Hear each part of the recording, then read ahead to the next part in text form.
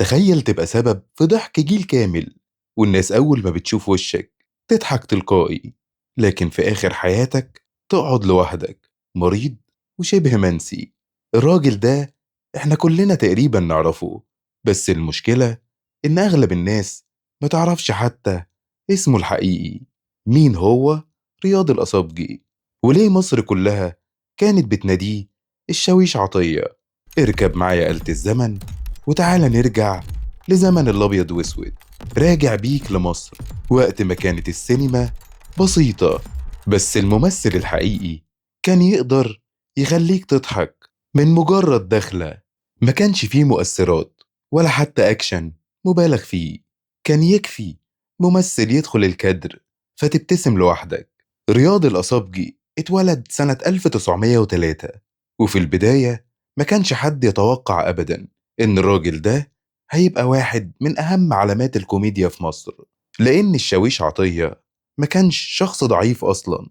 بالعكس، ده كان شخص قوي جدا جسمانيا، واشتغل في شبابه في نقل البضايع والشغل الشاق. ودي يمكن أول مفاجأة، إن الراجل اللي الناس كانت بتضحك بسببه كان في الحقيقة شخص شديد جدا، وكان قوي، وكان بيشقى عشان يشتغل.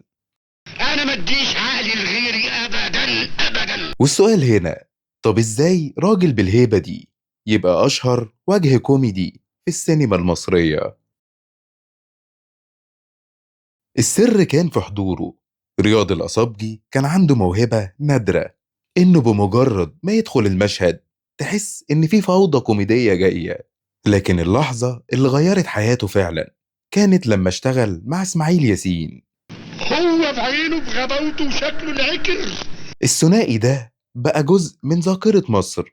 إسماعيل ياسين يعمل المصيبة من هنا، والشاويش عطية يحاول يسيطر على الدنيا، وفي النص الناس بتموت من الضحك. التركيبة دي كانت ناجحة جدا، وكانوا اتنين متفاهمين قدام الكاميرا وورا الكاميرا.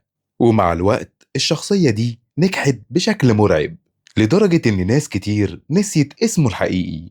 بس عندي ليك سؤال، تخيل أفلام إسماعيل ياسين من غير الشاويش عطية، تخيل المشاهد دي من غير رياض الأصابجي. برورم، شغلتك على المدفع برورم. غريبة صح؟ ودي نقطة ناس كتير ما بتفكرش فيها.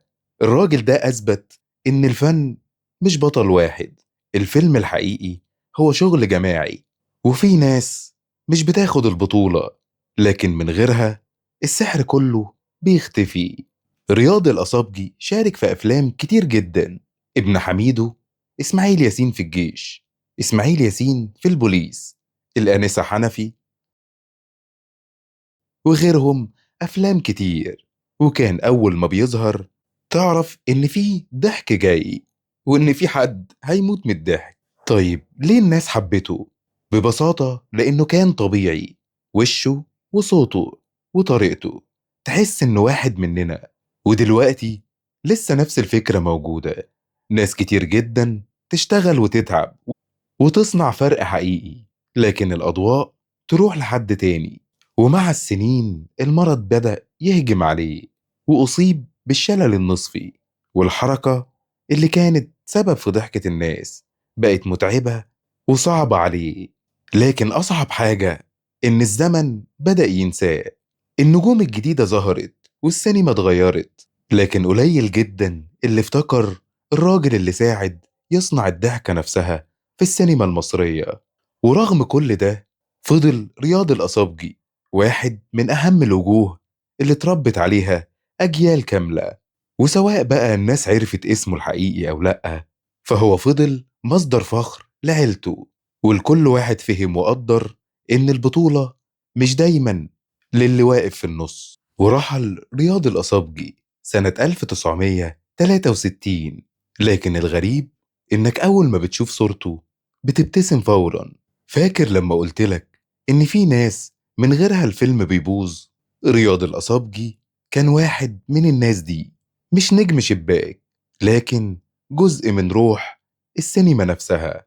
ولو حبينا نتكلم عن الراجل ده مش هنديله حقه، ومش هيخلص في فيديو. متشكر قوي يا شاويش عطية، ربنا ما يحرمك مني. لو عجبك الفيديو ما تنساش تعمل لايك وشير وسبسكرايب وتفعل زر الجرس. ادعمونا عشان نقدر نكمل الرحلة، واستنونا في الرحلة اللي جاية. هنروح لزمن فيه روح حقيقية